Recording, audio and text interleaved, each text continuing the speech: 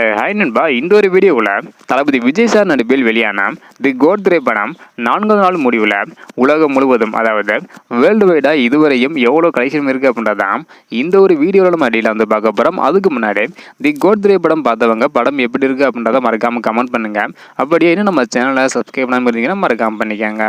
Okay நண்பா, வாங்க இன்றைக்கான வீடியோக்குள்ளே போகலாம்.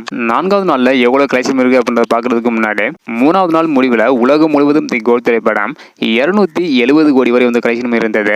இந்த நிலையில் தற்பொழுது 4வது நாளில் உலகம் முழுவதும் எவ்வளோ கலெக்ஷன் இருக்குது அப்படின்றத டீலாக வந்து பார்த்துடலாம். அதாவது 4வது நாளில் தமிழகத்தில் மட்டும் தி கோட் திரைப்படம் 109 கோடி வரை கலெக்ஷன் இருக்குது. கேரளாவில் 11 கோடி வரை கலெக்ஷன் இருக்குது. கர்நாடகாவில் 34 கோடி வரை கலெக்ஷன் இருக்குது. ஆந்திர பிரதேஷ் மற்றும் தெலுங்கானாவில் 16 கோடி வரை கலெக்ஷன் இருந்தது. ஆந்திர பிரதேஷ் மற்றும் தெலுங்கானாவில் 16 கோடி வரை கலெக்ஷன் இருக்குது. மொத்தமாக வேர்ல்டு வைடாக தி கோட் திரைப்படம் 4வது நாள் முடிவில் 340 கோடி வரை வந்து கலெக்ஷன் இருக்குது. அதாவது இதுவரையும் தி கோட் திரைப்படம் 340 கோடி வரை வந்து கலெக்ஷன் இருக்குது.